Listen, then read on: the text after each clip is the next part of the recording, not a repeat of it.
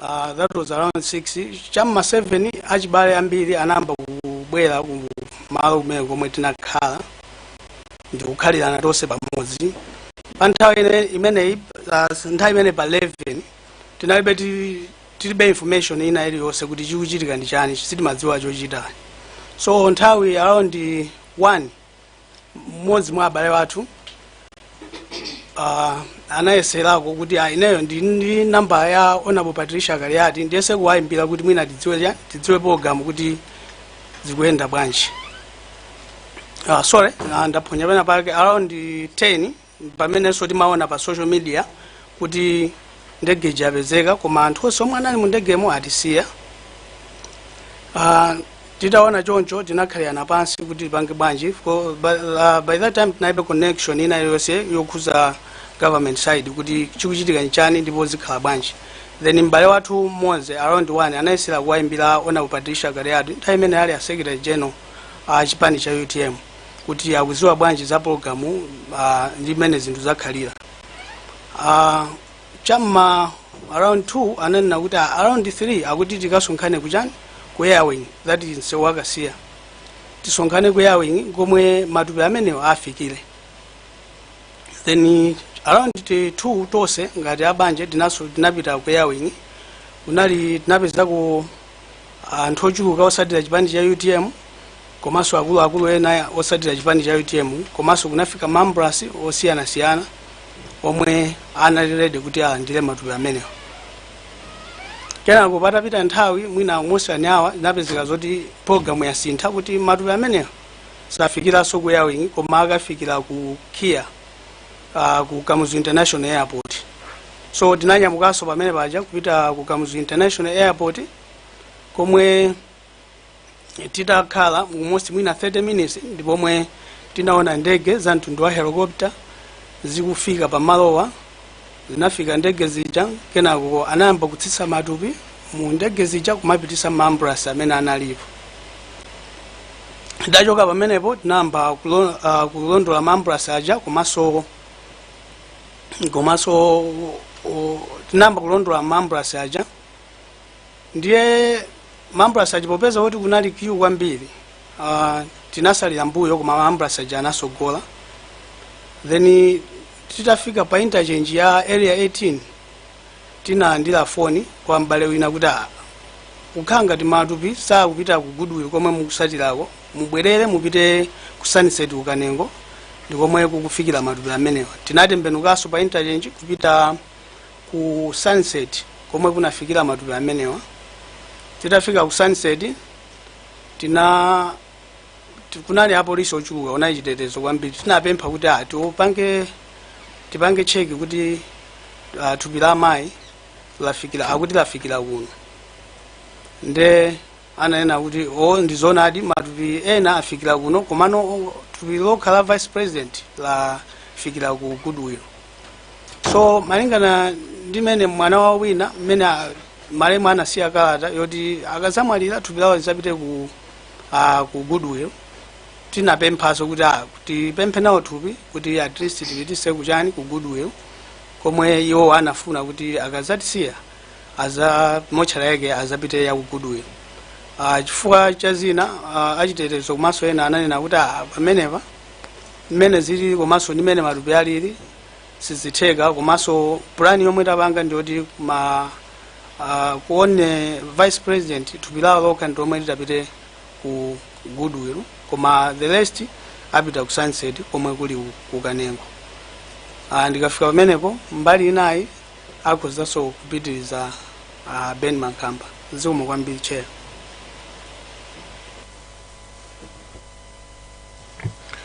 Zikomo kwambiri chair.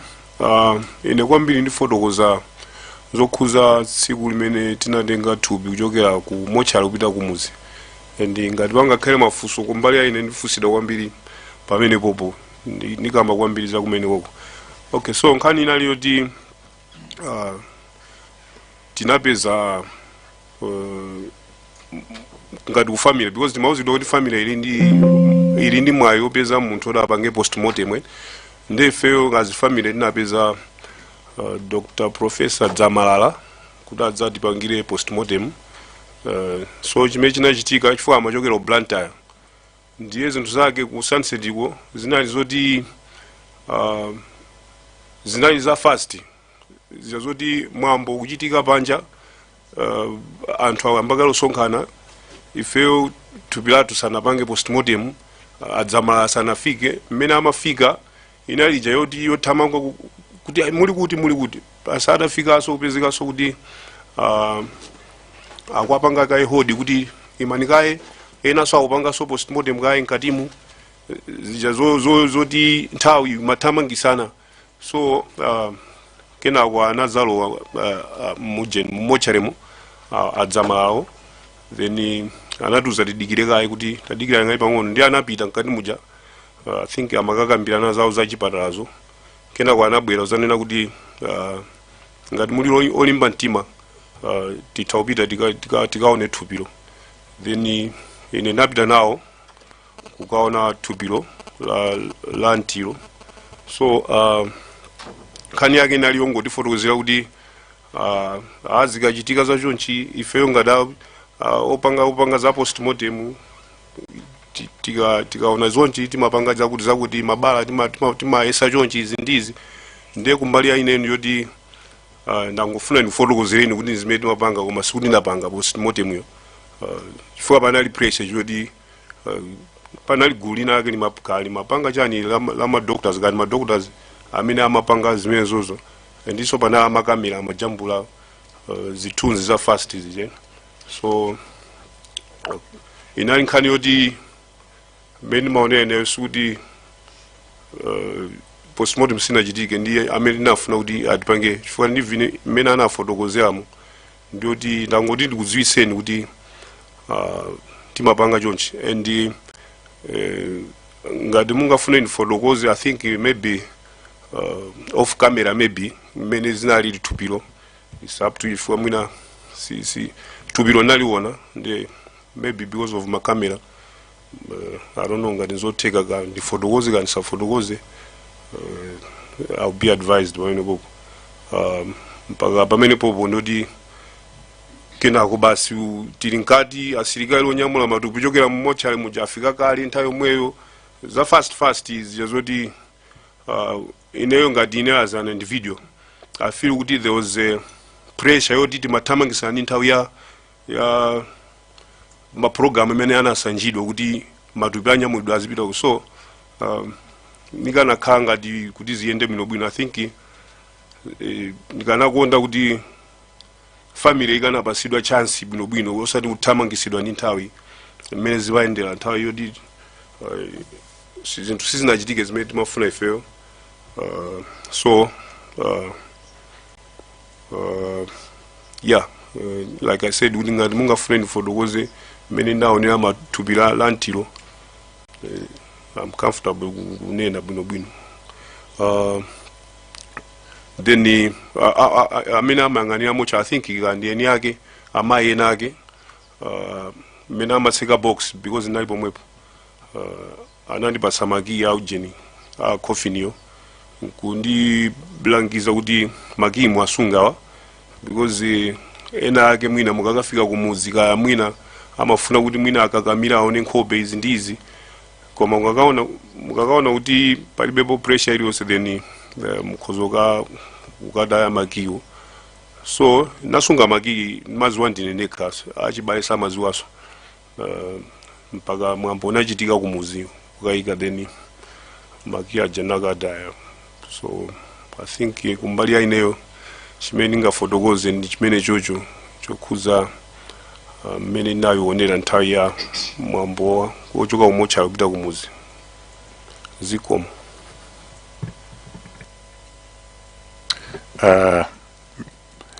Edna? Hi, thank you, Chair. So I'd just like to begin by just saying that our mom, Patricia, is deeply missed by all her children, her friends, her grandchildren, her colleagues. Her loss has left an unimaginable void in all of us, and the pain of losing her stayed with us every single day. I don't really have much to say apart from the communication that I had prior to the accident. She just arrived from South Korea, and we've been in communication throughout her time there. So she arrived on the 8th of June, I believe, and then I spoke to her that day, and she said that tomorrow morning or afternoon she needs to go back to the airport to receive her late former Vice President Chilima, that he's also arriving back from South Korea, so she's going to the airport. And when she returned from the airport, she then told me, oh, like, I have to also travel tomorrow on the 10th because I'm going with my boss to attend a funeral in the north. And I remember asking her, and, like, why did she have to go? Because she had just returned from a trip. I just told her to just take some time to rest, and was it necessary for her to travel? And she said yes, her boss has asked her to go, so she needs to be there. So early morning, she messaged me just to greet me and say that she's traveling and that we'll talk when she arrives. But due to the time difference, when I woke up,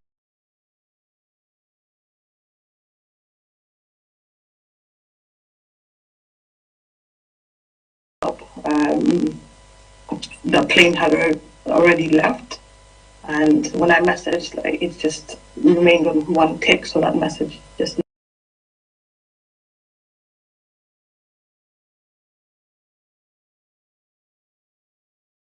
never delivered.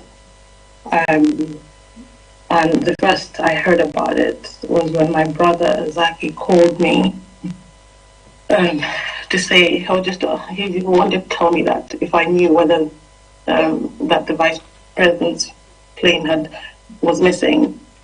And I told him on that call that Mom was also on that plane, and he was in shock, so he just ended the call immediately, and I think he started calling my dad and other people, and obviously everyone had the night of just waiting throughout the entire night, and speculation going around social media, but no one really confirming anything.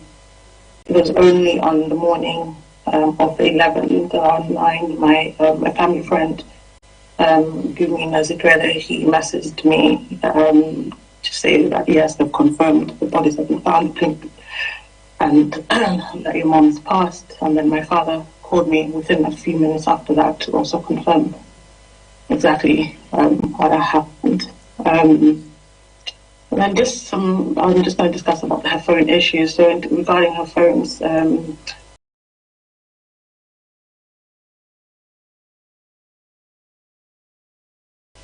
we never received our mother's phones. And approximately around 4 months after she passed, we were all in a family group.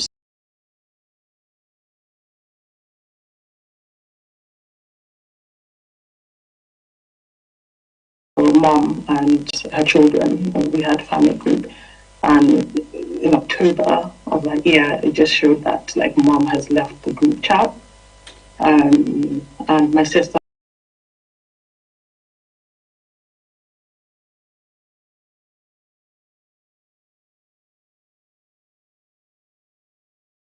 also discovered that on my mom's iPad, her numbers were now registered were active on different devices. So it just raised more concerns for us. And then regarding the autopsy, my brother Zaki is the one who received the autopsy report from Mr. Chikangawa, but this was only after months of him going back and forth,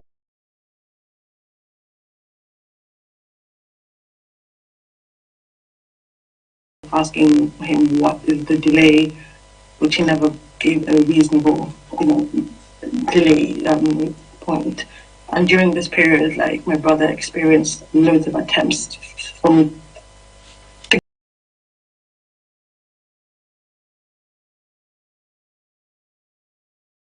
unauthorized access to his email, and just given the timing, we were concerned that these attempts may have been connected to the autopsy report.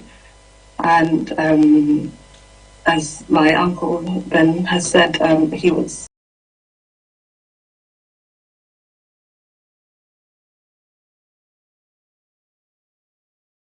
one who was viewing the body, and he's explained, and I'm sure he said that he can explain in more detail if the committee wishes. But I believe that the only ones to view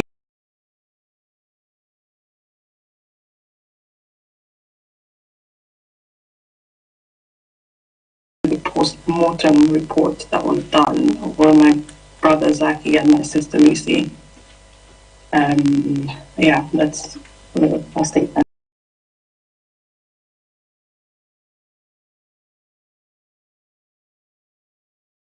Thank you. We appreciate your reports and deeply share the sentiments and the feelings.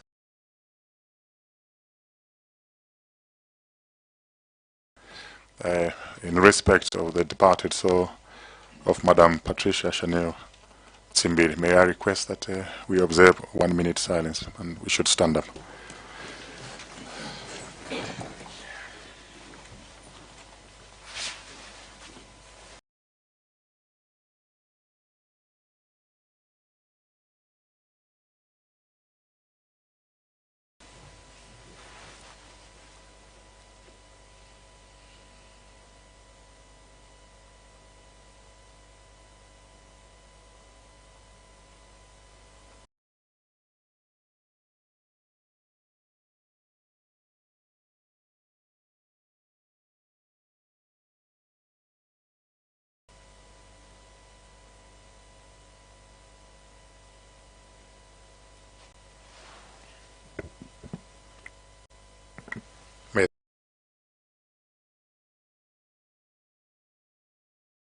Soul of Madam Patricia Tsimbiri rest in eternal peace.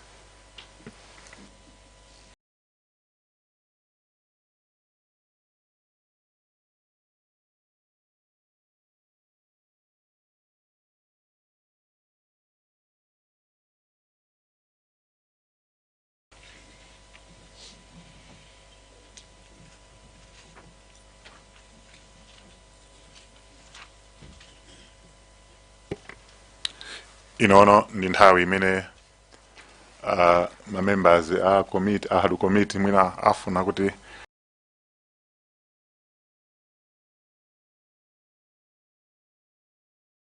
amvetsetse bwinobwino pa zimene munafotokoza, mwinaso akhala akufunsa mafunso, nde mafunso ena azikhala amene kapena kuti ali direct mwina wina akudziwa nde zingothandizana amene angathe kuyankha funso limene ndi ndani, nde fitsegule bwalo kwa ma members kuti athe kuyankhulapo. Tiyambe ndi Lilongwe Mude.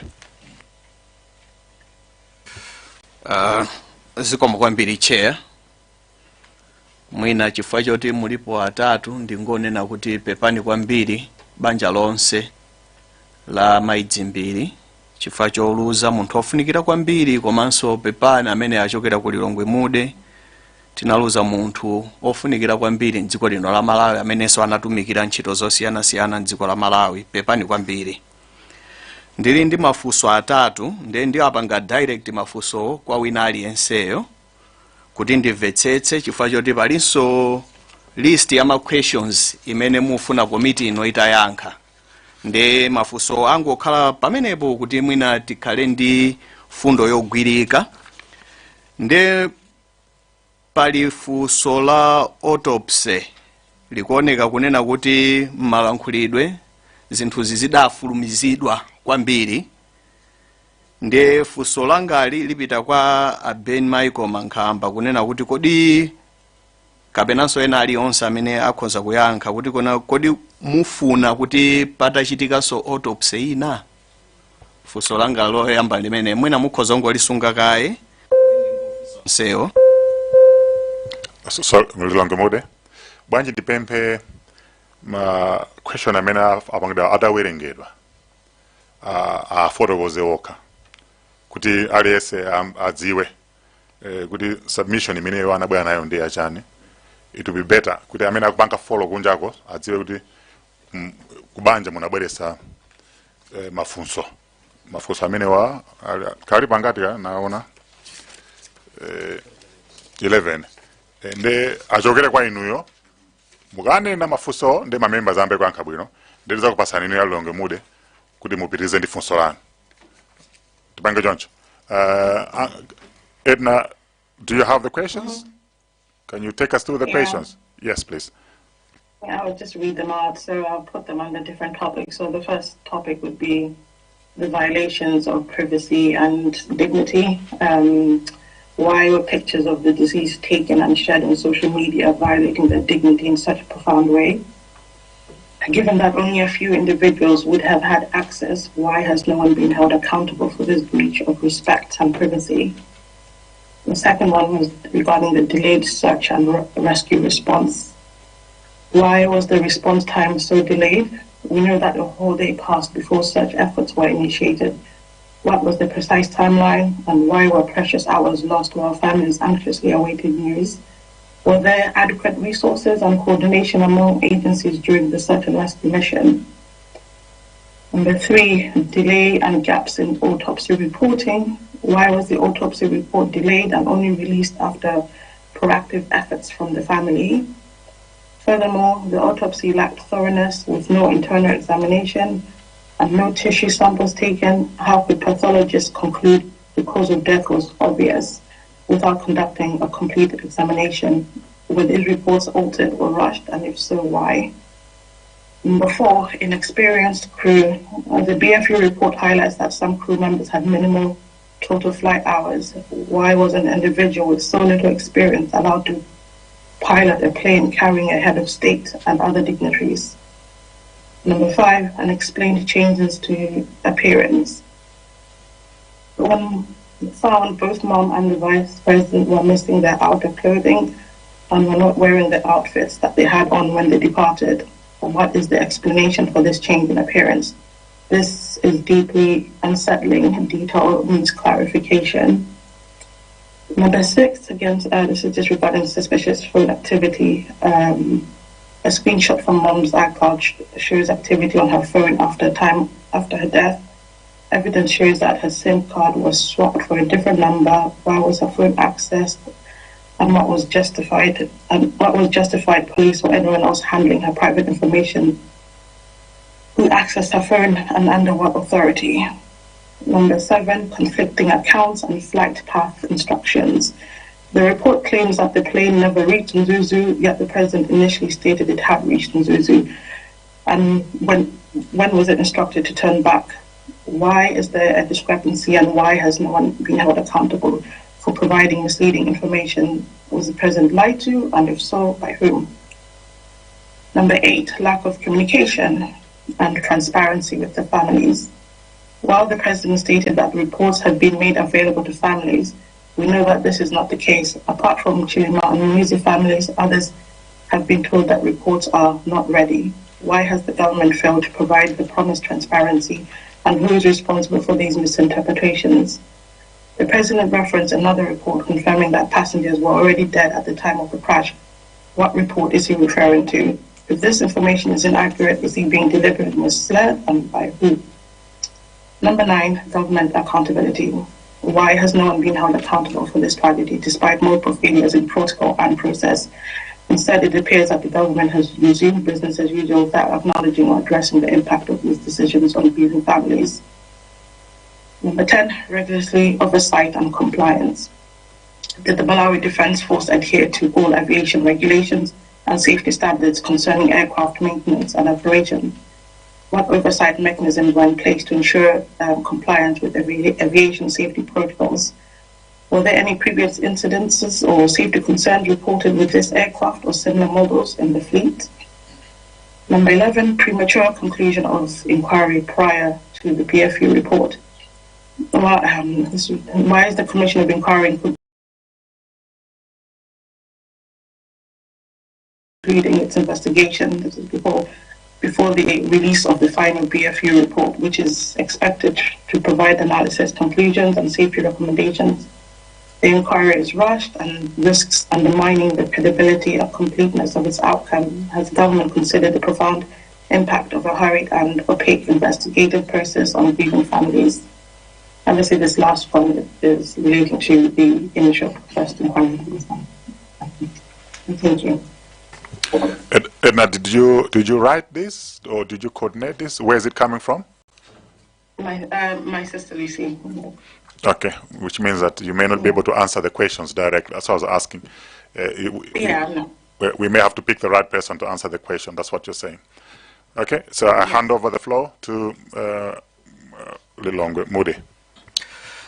Zikomo kwambiri chair ndibwerezenso kuti chifukwa choti tilipo ambiri ndingotengako ma questions ochepa apapa ndifunsa enawo ma members enaso afunsa ndimafunsa kuti funso ili mwina Ben Michael o Mr.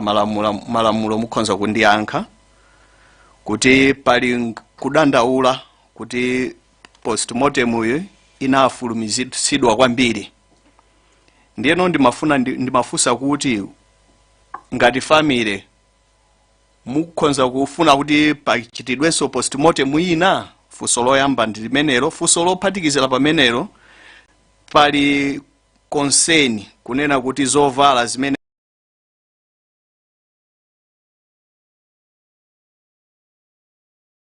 adavala zikusiyana zimene adavala akupita ku ulendowu.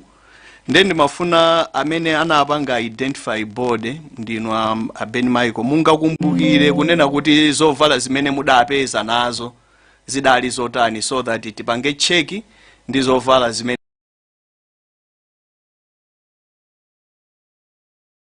adavala pa tsiku limeneli. Mwina funso lolamveka. Funso lachiwiri ndi la nkhani ya mafoni imeneyi ili pa number 6. Ndimafuna ndidziwe ngati munayitanidwanso ku polisi kuti mukalandire mafoni a maidzimbiri olo ngati mafoniwo sanaperekedwe kwa inuyo. Ndeti mafuna ndidziwe ngati mafoniwo anapangidwa return kapena ayi, komanso ndekuti ngati committee tiyeneranso kupanga check ndi ma service provider pa nkhani imeneyi. Mwina inu ngati munachekanso kale ndi ma service provider mutipatsa, koma ndekuti mwatipatsanso ntchito ngati committee tipange check. Koma funso ndilonera kuti kodi mafoniwo anaperekedwa kapena anasowa simunalandire. Mwina for clarity, mwina ndafunse aidi na muluzi. So mafunso amene ndafunsa ndi ainuyo. Aidi na muluzi ndikufunse ni mchichewa, ndikufunse ni mchizungu. Mutafunsa mchichewa koma ndiyankha mchizungu, it's easier. Ya chabwino, ndathokoza. Pa number 8 mwanena lack of communication, mwanena za ma reports. A president ananena report wasana rilede. Ma report amene wandi ati. So kuti apange follow up. Munena ma report ati kuti apange follow up. Endilomaliza kwa inuyo aidi na ndilankhani ya concern ya inquiry kuti idatulutsa msanga marizatsi BFU isadatulutse. Ndimafuna nene kuti kumalawi kunonso kuli concern kapena anthu ena akudandaula kwambiri kuti a president adachedwetsa inquiry. Imayenera ichitike mofulumira kwambiri ngozi itangochitika. Nde inu mwanena kuti yayi inquiry imene iso inatulutsa marizatsi mofulumira kwambiri BFU report isadatuluke.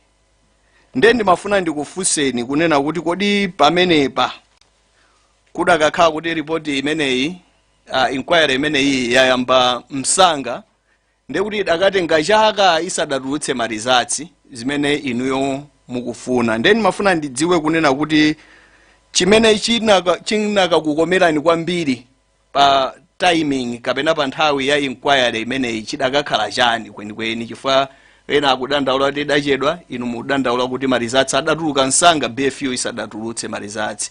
Chimene chidakakukomerani kwenikweni kapena chimene mufuna kuti committee ino itachita pamenepa ndi chani kwenikweni. Ndimire pamenepo, mafunso alipo ambiri koma anzangaso alipo ambiri oti akhoza kufunsa nawo. Zikomo kwambiri chair. Chambe ndi Ben. Zikomo.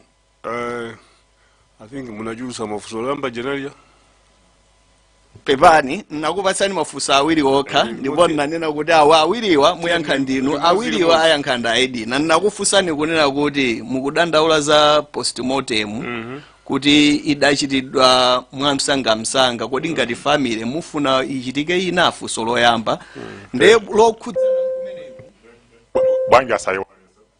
okay yeah okay za postmortem ndayankhulazo I think aliyense olo eniyo mukuziwa kuti simatenga even 10 minutes nkumatitapanga postmortem aliyense akuziwa kuti ndikuti inapangidwa ndi mwachangu sikuti ndizopeka sikuti ndizotani so kumbali yoti kuti ingachitikeso kuti mwina tifuna tichiteso I think imeneyo ngati ufamily timalemekezaso ana amalemuwa imeneyo ikhoza kukhala I think decision ya makamaka ya ana amalemuwa kuti mmene angakambirane then ngankhe choncho.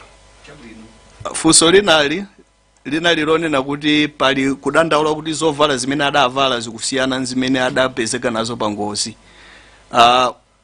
Inuyo mudapanga identify mabode mukhoza kukumbukira kuti zovala zimene adavala mudaziona nazo ngozi itachitika nzovala za mtundu wanji kuti tipange check ndi zovala zimene adavala akupita ku ulendowo. Okay ine mbali zovala zimene anavala popita pa ulendopo sinuzoda anavala chani plus kumene napita ku postmortem sanaliso chifukwa anali ali pa table paja pamene amayezerapo ndi obviously kuti so anali muzovala ndi I have no knowledge kuti anavala chani chifukwa ine body imene nayiona inali yoti ilikale pamene amapangira examine. Zikoma kwambiri ndeuti mwina mutilongosolera mwina one of you chifukwa complaint yachokera ku family ndekuti wina wake adapanga notice menezo nde mwina mutilongosolera nde lomaliza lano linali la nkhani ya mafoni kuti kodi mafoni adabwenzeredwa kapena ayi komanso kodi mudaonako ndi ma service provider mudabwa kunena kuti mafoni agwirisidwa ntchito bwanji miyezi 4 itapita malemu atapita nde ndimafunsa kuti kodi mafoni amenewa adabwenzeretsedwa komanso mutadabwa kuti pali activity mudakapangako check kwa Airtel kapena ku TNM kuti kodi chikuchitika nchani. Kumbali ya mafoni sitinaoneko loko imodzi mafoni awo awiri palibe yomwe tinalandira nkhani yoti tinakapanga check ndi ma service providers sitinapange check. Zikoma kwambiri. Zikoma kwambiri ndeuti sopano aedi nakhoza ndiyankha mafunso anga awiri aja. So regarding the reports, saying the president's report, I'm not sure the exact reports my sister's referring to, but she would 100% know. She was meant to be on this call, but she's not feeling well, so she can get back to you with this information and clarify on that. And then regarding the reports that was done too quickly or that was too slow, what needed to be done was just that it was going to be done thoroughly. Like for me, honestly, if it's going to take a long time, as long as the report was not rushed, and how can the committee conclude a whole inquiry without the BFU reports? That would mean some information and details was missing to get a complete picture.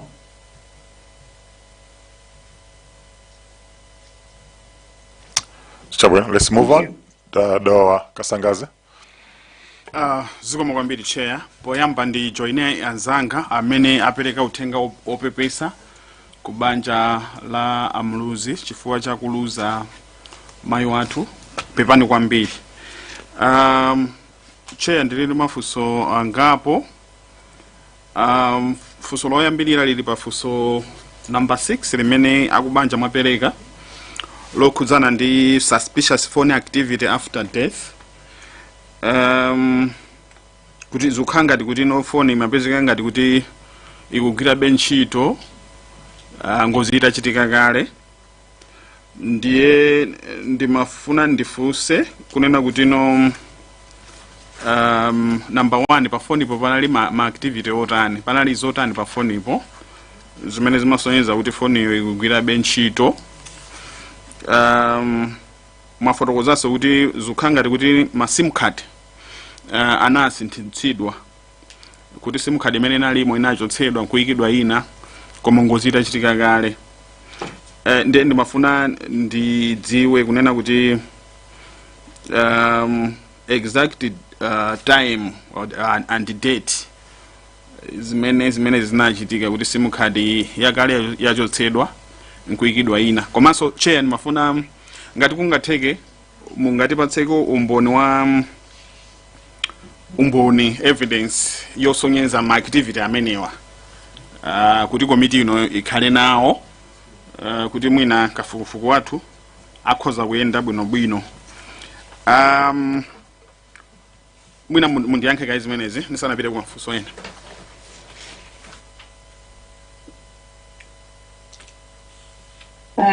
Yeah, I have a screenshot that my brother took of when Mom left the group chat, which was on the 10th of October 2024 at around 5:34 a.m. And then I think her other phone was at 5:10 a.m. on the same day.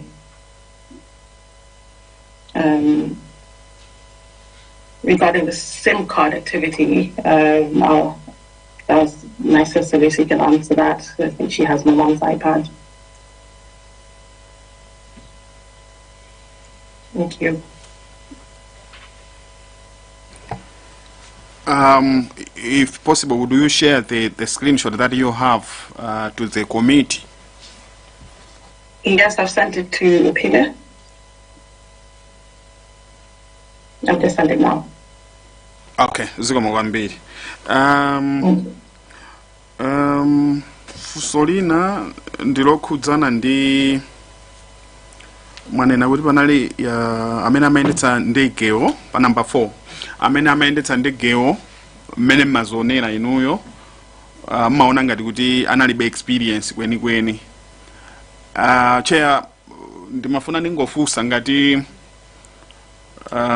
mukutsatira bwinobwino kafukufuku unoyo chifukwa tinachita dala ndithu kuti aliyense malawi muno ofuna kutsatira atsatire. Kunoku kunabwera akuluakulu aku airbase amene anafotokoza kuti mapilot amene amayendetsa ndege imene anali ndi experience yochuluka ndipo ngati asambalopa ndoti so amaphunzitsanso anzawo mapilot ojoyina kumene kuti ndege amayendetsa motani.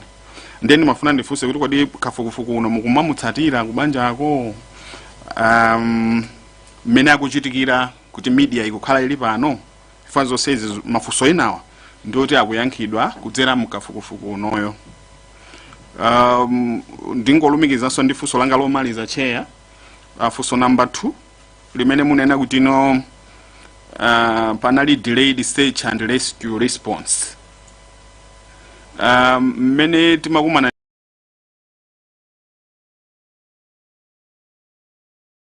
ndi ahale nkandawire amanena kuti kafukufuku anayamba cham'ma 1 amadikira kuti 4 hours fuel wa 4 hours amene anali mu ndegeyo akhale ngati kuti watha pamene mwina pana kakhala assumption yonena kuti ndegeyo sikulukanso. Ndiye funso ilili lukhangati kuti linayankhidwa bwekale asindidziwa kuti kafukufuku uyu mukumamutsatira. Zikomo kwambiri che.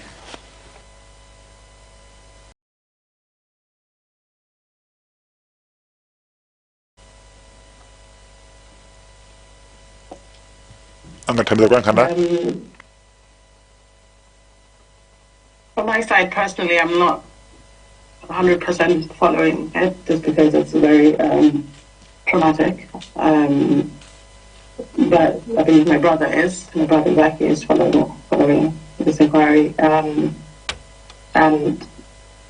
regarding the delayed search and response, like why wait 4 hours on a flight that was less than an hour? I'm not sure how long it was, but even then, if it was 4 hours, surely they could have sent a helicopter or something to search around that area to know that, okay, maybe the plane is still got fuel. So that question, yeah, there's still the delay and it shouldn't have been there.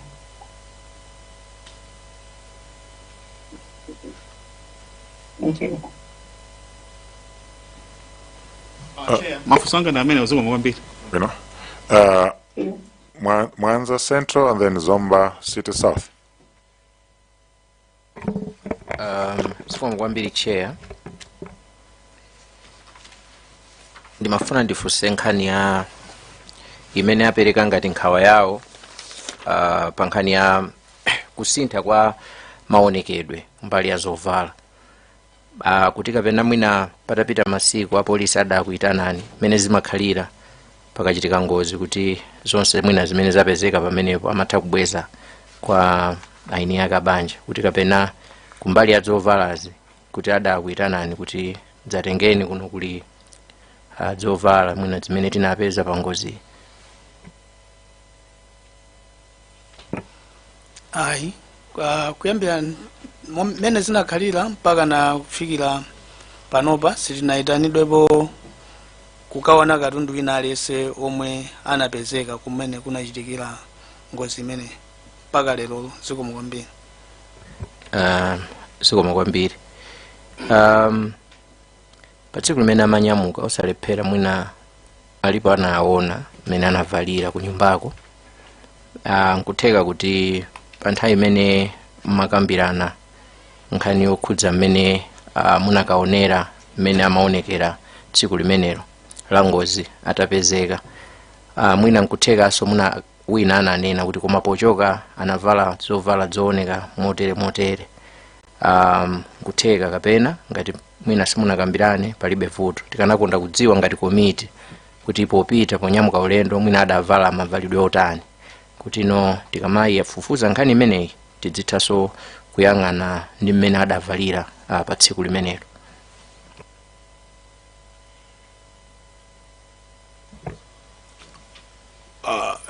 kumbali ngati ine ndikuona ngati knowledge yoti adavala chani inenso sindikuziwa kuti adavala chani, koma I'm sure kuti crew yonse ija suti ingangokafika ukakwera ndege osajambulitsako zithunzi pena pake kuwajambula anthu papeno kawino ake kuti mwina anajambulako zithunzi maybe kuti tukakwera ndege. Koma kumbali ngati ya family I don't know, maybe Kalucha, I don't know. Koma ine ndi knowledge of kuti anavala chani. Okay, ine ndilongosole chonchi itafika nthawi yoti mwina akaveke thupi tinapita ku nyumba kukasaka zovala zomwe amavala Katolika popita kumaliro, ali ndi uniform yawo ndesi timayipeza. Then mtsikana wina ananena kuti mwina anakayikira kuti mwina uniform imene mwina anavala popita kumaliro popeza maliro waso anali ya mpingo wa Catholic, ndi kuti mwina uniform imene anavala popita kumaliro kumeneko anakayikira choncho. Komano ineyo sikuti tinaona kuti anavala chani. Zikomo kwambiri. Zikomo kwambiri. Ndimafuna tidziwe pamenepo kuti kodi adavala motani chifukwa cha submission imene mwabweretsa yonena kuti china chomwe muli nacho mafunso ndi mene zinaonekera zomwe munaona, ndiye timafuna tikhale ndi information yokuti ikhoza kutithandizira kuti kodi anavala maonekedwe otani mene amanyamuka. Funso limene liso tinafunsa ena amene anabwera atapezekanso kuti nawo amaonetsa kuti akudabwa ndi mwina amene analili abale awo amene amawaona. Funso langa lomaliza chair ndi nkhani ya violations of privacy and dignity kumbali ya zithunzi zimene zidatuluka pa social media.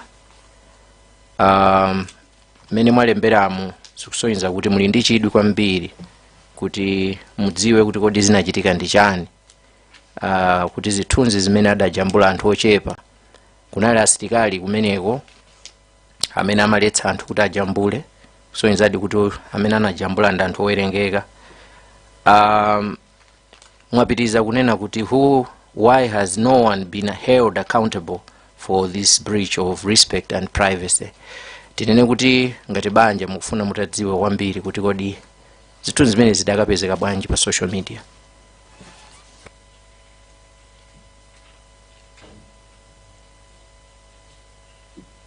Edna, are you able to answer? Sorry, are you asking like how did we find the pictures, or I'm not sure. No, let me ask in English, Edna. I'm asking, point number 1, you're talking of violations of privacy and dignity. And there's a question there, why were the pictures of the deceased taken and shared on social media, violating their dignity in such a profound way? Given that only a few individuals would have had access, and your question is, why has no one been held accountable for this breach of respect and privacy? So I'm asking, as a family, you would want this committee to dig deep, find out who took those pictures, so that they can be taken, to account for their behavior. Is that your wish? That's correct. Yeah. Thank you very much, Chair. That's all from me. Thank you. Yes, Chair Uzonza. Yeah, zikomo kwambiri Chair. Funso langa ndi afusa to the left, yeah. Ndimangofuna ndidziwe kuti zovala zimene munapititsa ku mochari anachita kuyitanitsani kuti mupititse kapena mudangopititsa nokha? Zovala tinachita kupititsa kuchokera ku nyumba. Zikomo kwambiri. Chabwino, ndi mmene mumakambira kuti kunali zachangu Mr. Ben Magamba, kumochari kumudampatsa ndani zovalazo?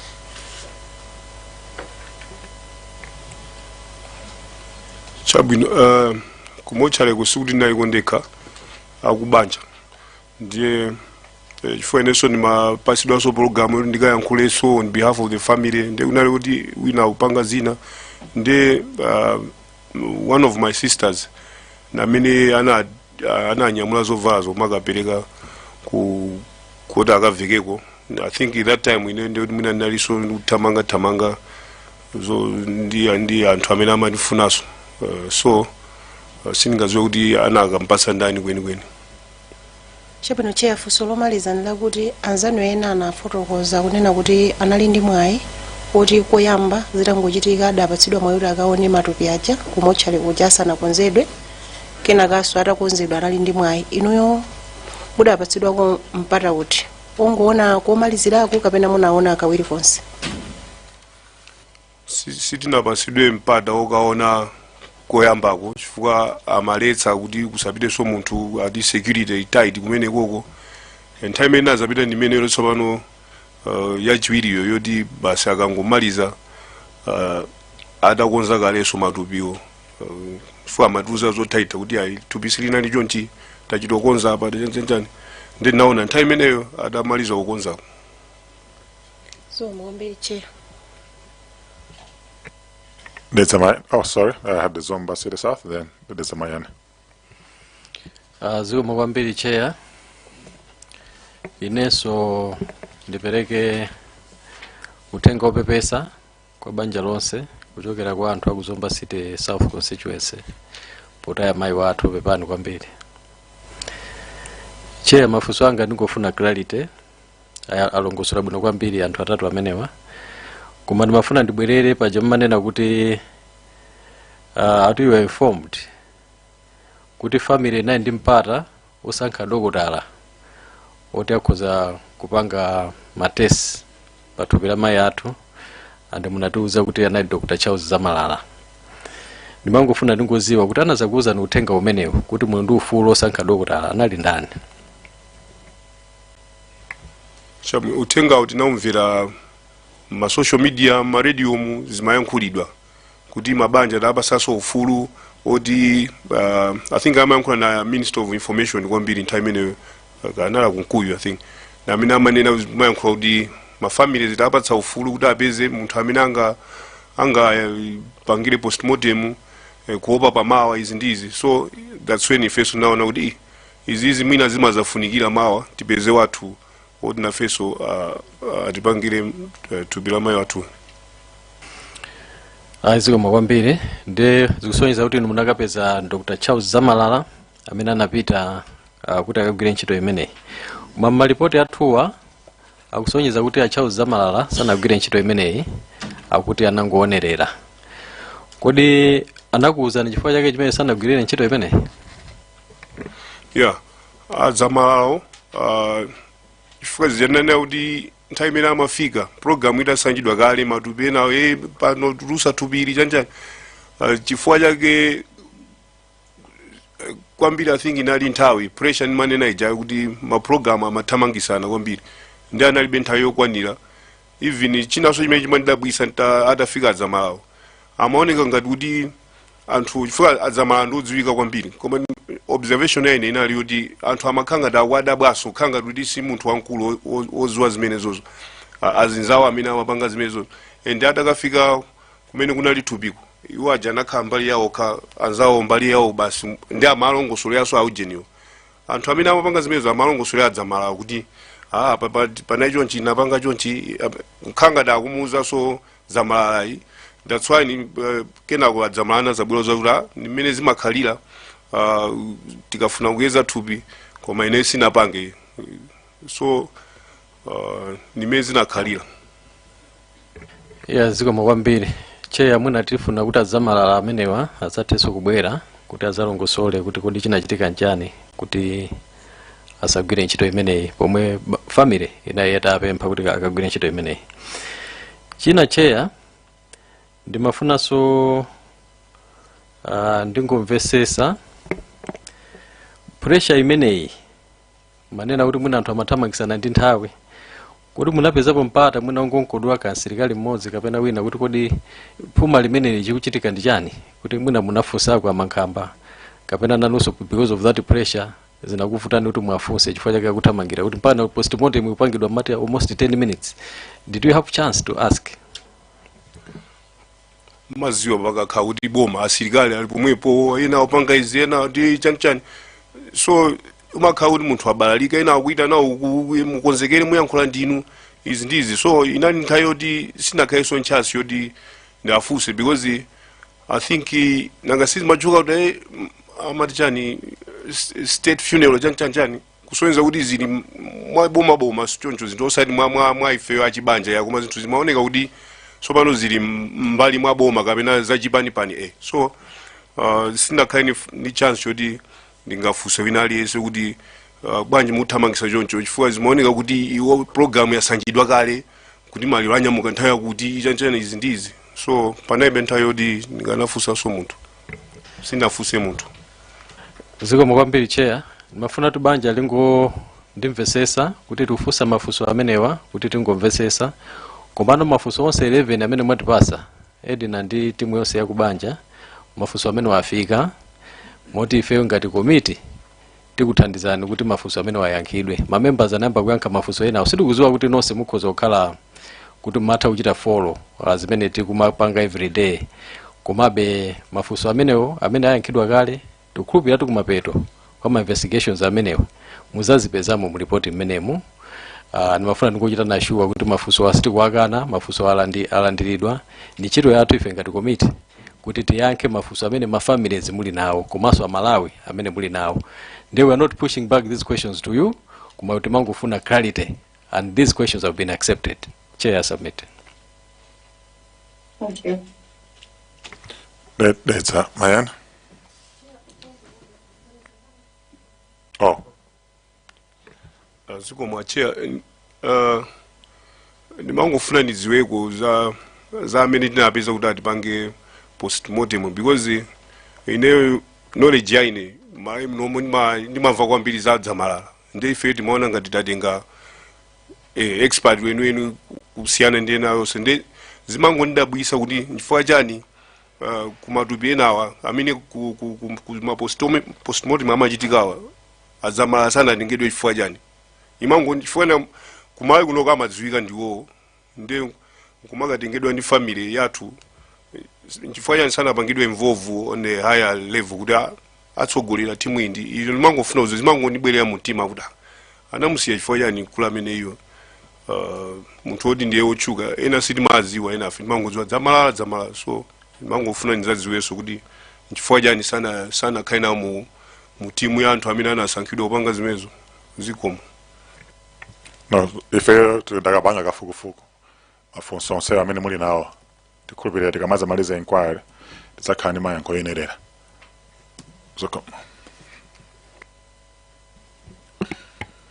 Chair, ndithokoze chifukwa chopereka mwayi kwa anthu akudedza mayani kuti ndiapepese akubanja la adzimbiri ana ndi onse chifukwa chotaya amayi amene anatithandiza ndi kutitumikira njira zosiyanasiyana mdziko lino la Malawi.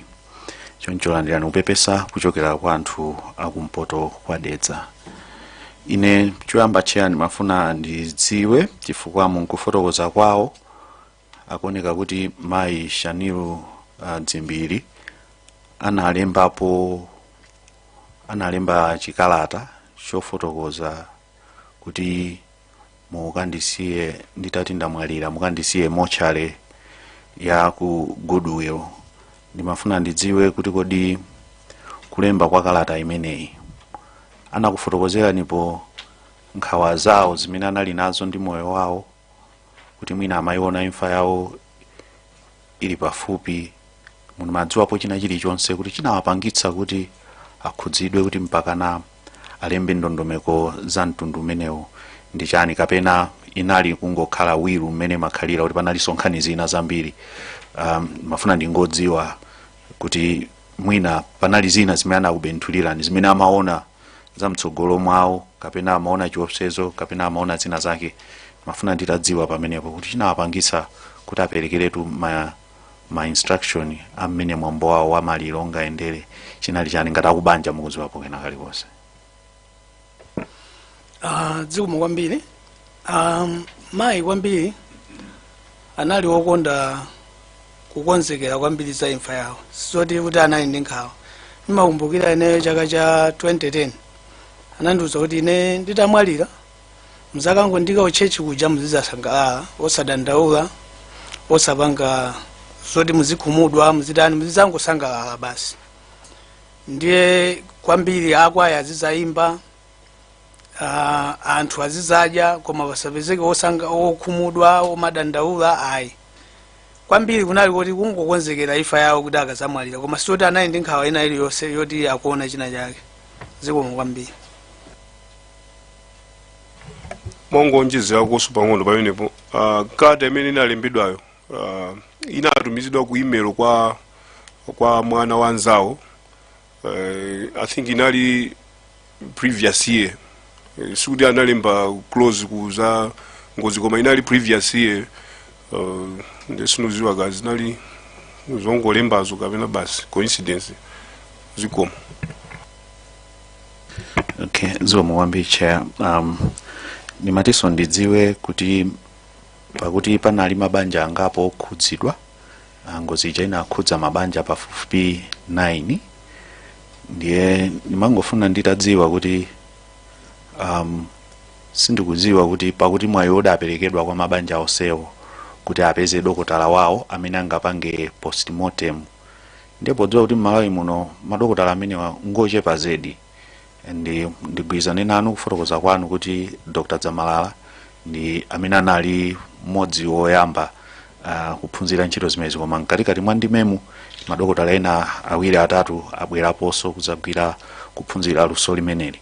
Then mangofuna ndidziwe kuti mwina ngati komiti tenera ufufuza bwinobwino kuti kodi mabanja enawa anasankha madokotala ake ati kuti mwina padali kungoganiza kuti mabanja onse agwirizana pamene mabanja onse sanagwirizane. Ndimangofuna kuti mwina ngati committee chair tisatire bwino kuti nkutheka kuti mwina mabanja 4 or 5 agwirizana kuti apange ndi awa kupanga ovaluku kuti banja lina mwina silina khale nawo pamenepa.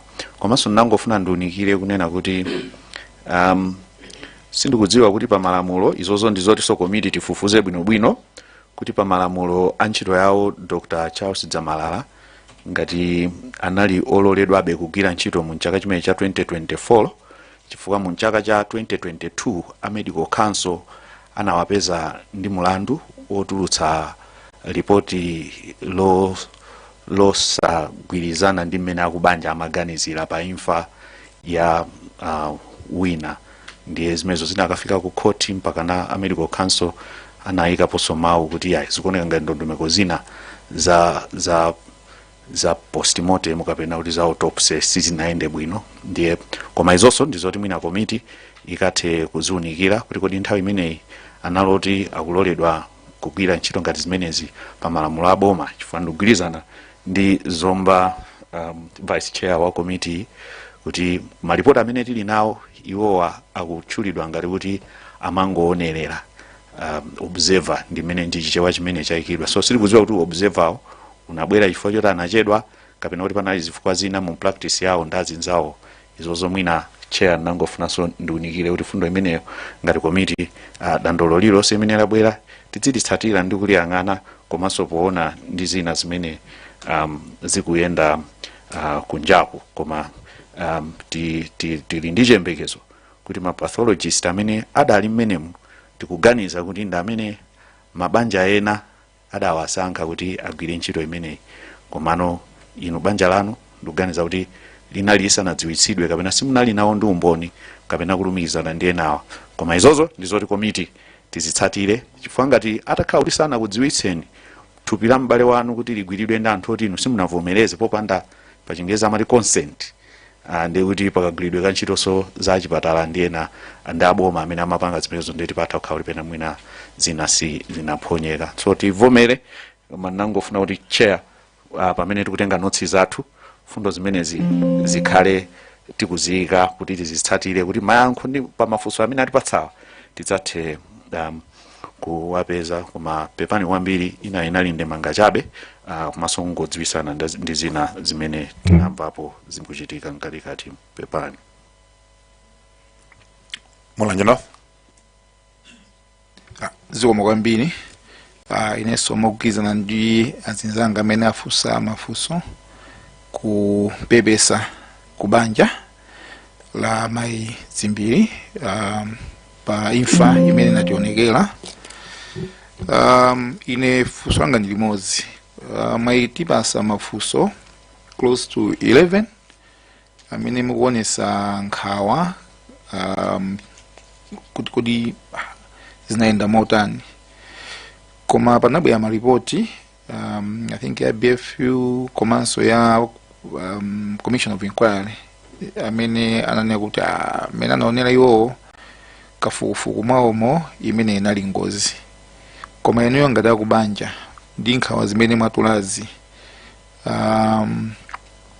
kodi ngozi mnayiona kugwa kwa ndegeko munachivomereza kuti inali ngozi kapena mufunabe kuti mumvesese kuti kwenikweni chinachitika ndi chani malinga ndi nkhawa zimene maonesa kudzera mafunso 11 amene mwatipasa zikomo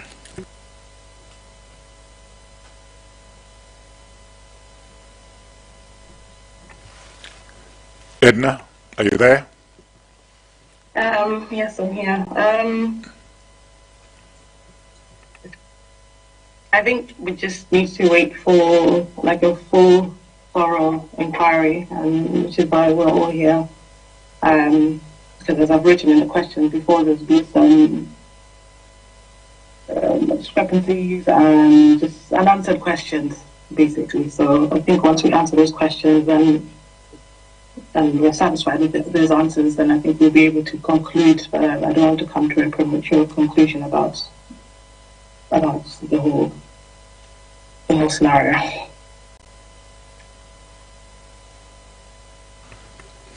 Zomba Tondwe. Zongwambiri chair. I think ineso ndiyambe ndikupepesa chifukwa cha ipinjo chomwe chinagwerani. Mzimu wawo ziusa mutendere mayi zimbiri. Chair ine ndimangofuna clarity chabe. Poyambirira ndimafuna ndifunse kuti nonse ngati akubanja munatiuza kuti munamva mu social media kuti khangati ndege yasowa.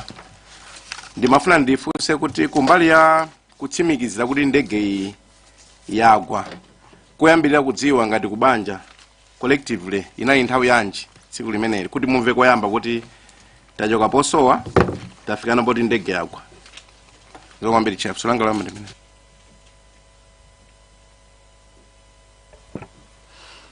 Nthawi yomwe tinazindikira kuti ndege yagwa kudziwa kwenikweni it was around 10 tili komwe tinasonkhana komwe amakhala ku area 49 ndipo omwe tinapanga notice and ndikukumbukiranso tinali close ndi afumu apa amankhamba anatenga foni yangu kundionesa kuti mukuona zithunzisi pamene no tinachita notice kuti ino zachitika koma by that time tinalibe connection ina iliyonse yokumva kukwina kwake koma tinazindikira poona pa social media osakhala uthenga ochokera kwina kulikonse. Zikomo kwambiri onapo. Zikomo kwambiri. I wanted to confirm with the daughter, Chair, through you. Did you get any, just to confirm, because you are in the country, but many she was outside the country. Did you get any such confirmation before the stated time as with reference to what your colleagues have mentioned?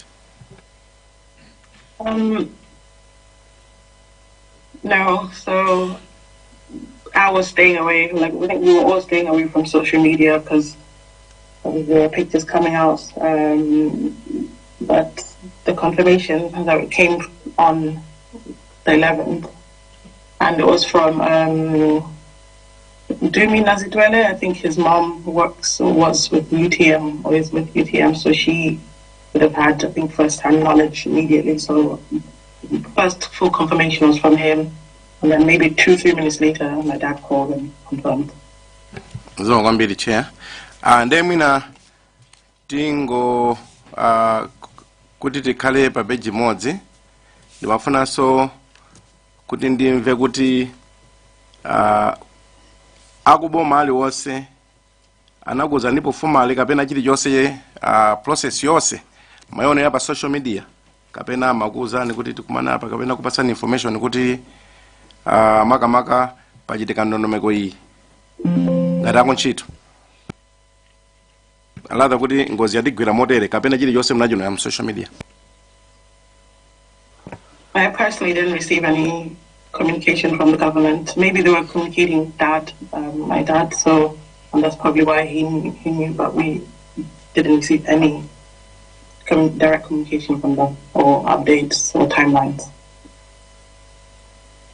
Tabino pomalizira kuchokera kwa ine chair munanena kuti akubanja munasankha adzamalala kuti apange postmortem ndipo munapita nawo ngakhale sana already kuti agwire ntchito. Ndimafuna ngodziwa kuti iwowa chifukwa anapezedwa ndakubanja anakupatsani ripoti iliyonse kapena munalipira chifukwa chokuti munapanga involve. Okay, zolipirazo zoti because amadira kwambiri ndi malemu anku aine nde zamalipiro I think inali nkhani yokhuza ma transport for ndikumbuka kuti amakambirana zamayendedwe kuti fuel ndilibe chanchani so kumbali ya malipiro I think anapatsana za fuel kumbali ya report ndesina ndiye report kuchokera kwa iwo. Chair, that's all from me. Thank you. Let's take a scena and then long mode timaliza nsoba.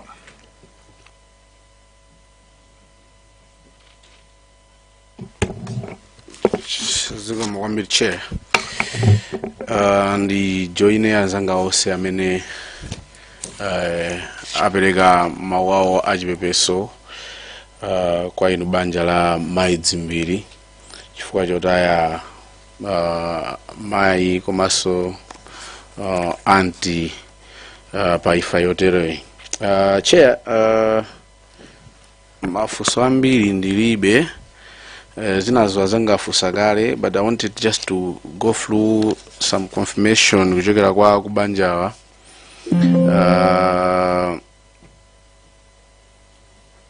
Mafuna ndiyambire ya violation ya privacy kuti tikamayankha chair tikamapeza mafunso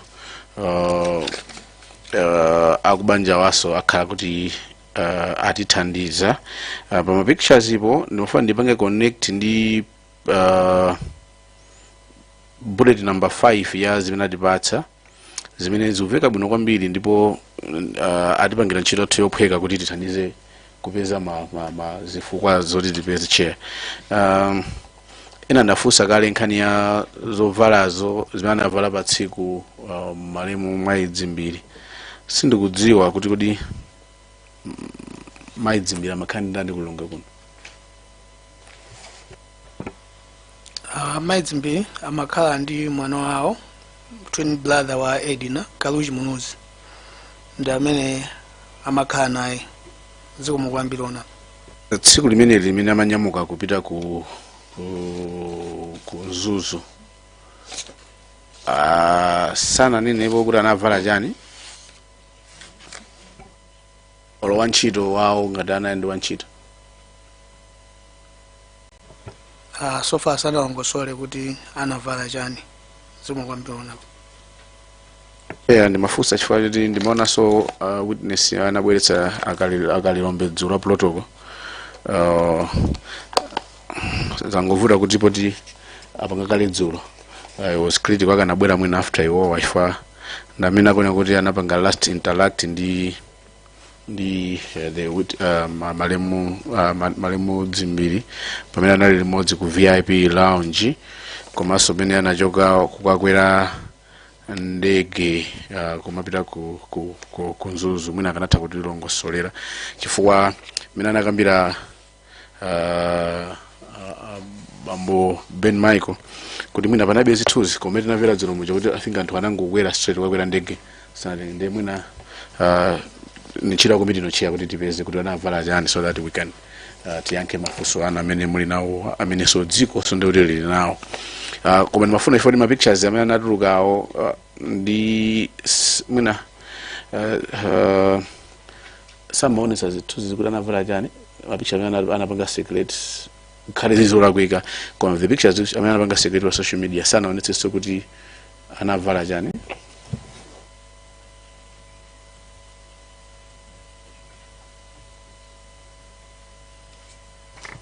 Edna, did you follow the question? I've not observed any. I've purposefully not looked at pictures. I can't answer that question. All right, thank you so much. Chair,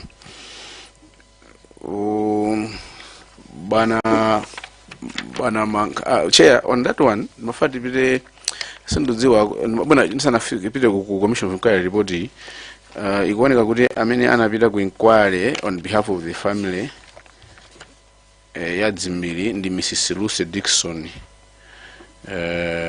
ndikubira kubanja mwadziwe wewe. Yes, she's my sister. All right, thank you. I think her comment based on this inquiry report, Chair, on page 57, I think she specifically mentioned and talked about the issues which is also on this presentation from the family, the issues to do the autopsy, the gaps in autopsy reports. I think that will come, but I wanted to talk, Chair, on the issues of violation of privacy on the picture. Because I will not ask them a question because I think the one who went there was not there, is not here with us this afternoon. But just out of I think looking at your bullet number 8, no, I'll go to bullet number 11.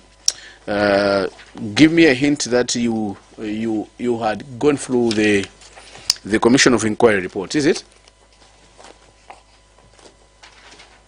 My sister went through it, yes. Oh, it's your sister who went through it. Okay, fine. Because Chair, if you go to page 81 of that of this inquiry, Chair, this inquiry report also commission had agreed on the same observations in many family and issues of violation of privacy. And I wanted to do, Chair, just to take a note, there was there is a recommendations on page 89, maybe where when we're engaging the former IG or either in the next phases, we'll need to follow up, because there's a recommendation where it said the police should immediately investigate the leakage of the pictures at the accident scene and hold account to those responsible for further leakage. But also, other than police chair, the commission had recommended that the director of Independent Complex Commission, which is established under the Police Act, they must also take over the matter. So I think it will also answer their issue. Now, Chair, I wanted to go on the Anafusagala, I think Dr. Zomba City South, I wanted to call him by his name, on the autopsy report, the gaps. Anafusa kuli nchifukwa jani mwina ngati ada nena apo chifukwa chake cheni chimene sana tengerepo gawo adzamalala ndiye mwayankha komanso masamples amene sanatengedwe, the family, your presentation has said it. Koma ine ndimafuna nditamvetsetsa kuti from the family maliro amaidzimbiri, I think according to the inquiry report adagidwa pa 14 June 2024 kwa Cezanne. Ndicho nchete? That's correct. Date, who came up with this date? Date of a burial. Yeah, burial inali 14. From here kupita kumudzi kubalaka tinanyamuka pa 13.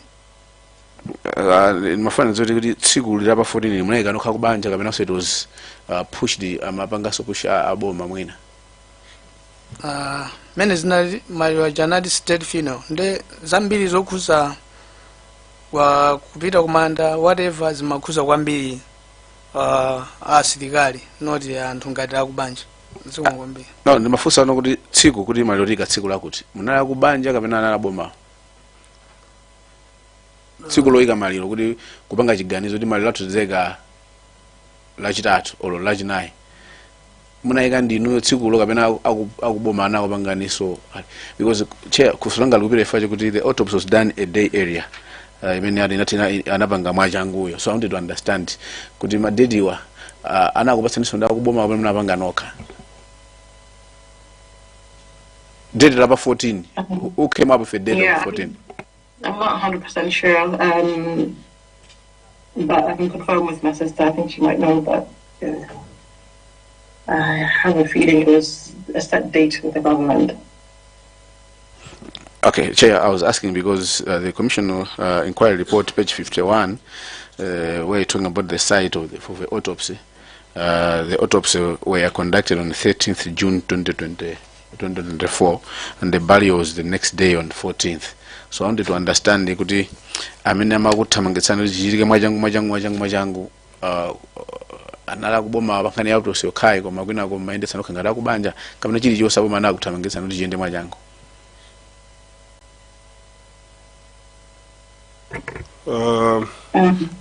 I'm not sure kuti kodi pachifukwa panali ma issues ena ake timadikira be aku UK wakuti afike nde kumbali yodi kuti mailero tike pa 14 yo. I'm not sure myself kuti was it decision ya family kapena inaliyo uzidwa kuti tike mwansanga, so I can't remember. Ku identification ya body ku autopsy ikunena kuti page 50 amanena kuti report chakuti olomuna sakambeza report tikambeza inuyo munakapanga identify body ndi inuyo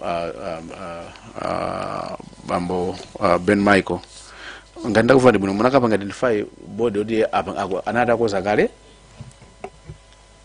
Yeah, time tunafika inalo di anata koza kale tubiro. That is ndi 13. 13 years. Yeah. Ndo mnali muli inuyo kapena bajamana odi munepo angapa mune mapanga zimene zizi. Yeah, ine nali so mwanto kaona tubiro. Yeah, nefusanga ndo kuti inu nokha kapena nonse akubanja munakapeza tupeta koza kale. Tose chifukwa timaende alimozi tinakaone alimozi nthawi imodzi. Chabwino. Ndiye Dr. Zamalalawa adangopanga observe nawo chinthuchi ndimafuna bendera pabe funso libi answer na funso I think longe mude koma sinave clear answer chifukwa kuti the same issues chair my question I want to ask is because many timakamba za autopsies I think the same issue was raised by Madam Lucy Dixon ni Mluzi the previous inquiry on page 57 where she had wondered why samples were not taken from the body of her mother. This may have up to diagnosis of the cause of the death, not just assume. And I think it's the same issues in my gaps. I wanted to have still have a clear answer.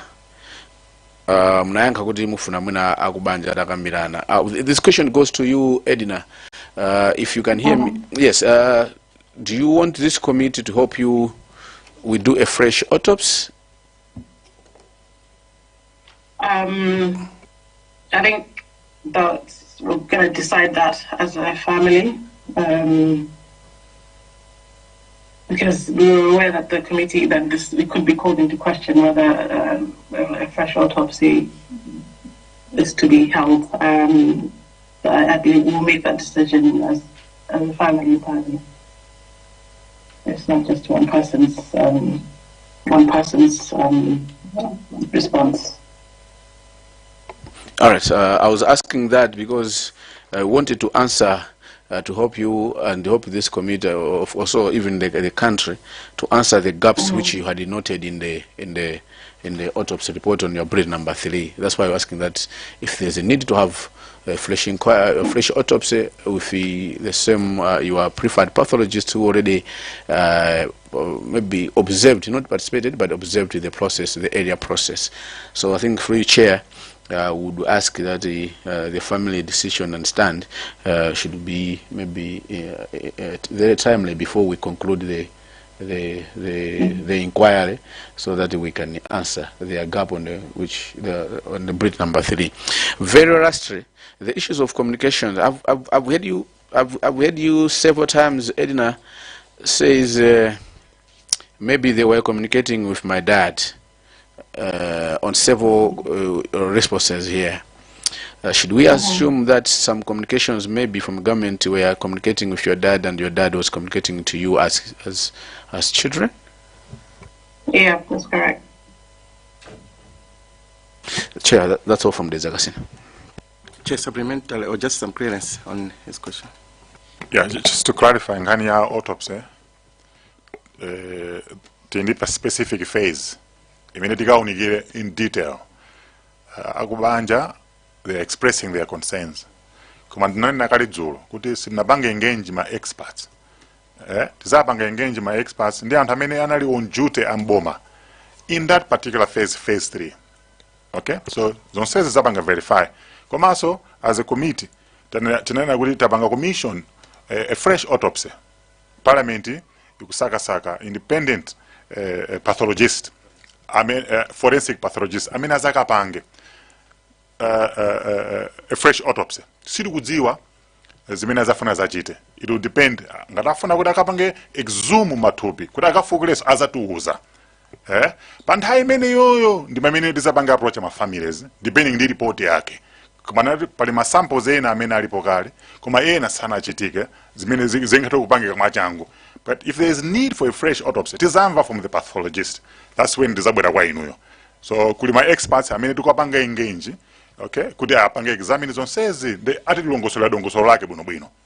Alright, koma mapanga mention zinthu zimene zili pa ndandanda zina ndi zina zimene ife tikufufuza. And ife taikakali ndondomeko zake zoti mayankho mukhale nawo ma investigations akamata. Ndezina mungokhanga ndi mukupherezera zimene ife tayika kale.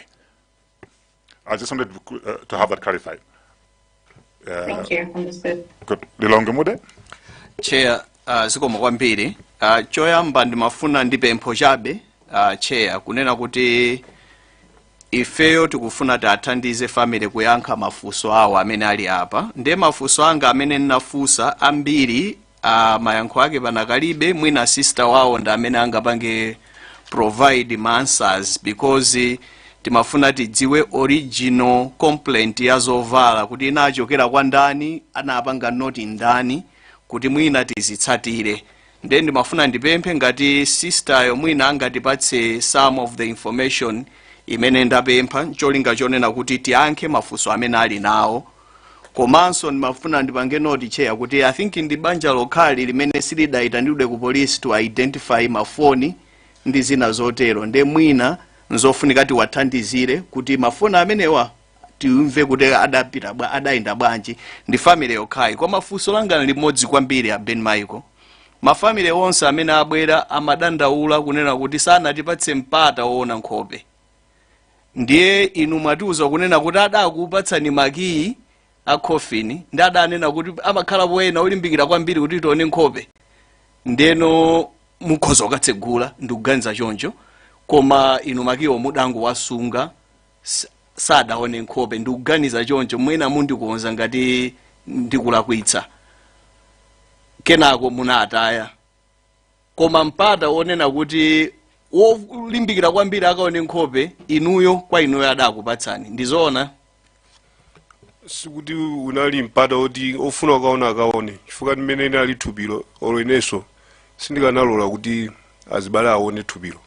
Inangopasidwa I think zongoti mwina kuti mwina zathinadi anthu akayakwiya kayatani kaya kuti akakakamira, koma otherwise ineso sindikanalola kuti aone thupilo.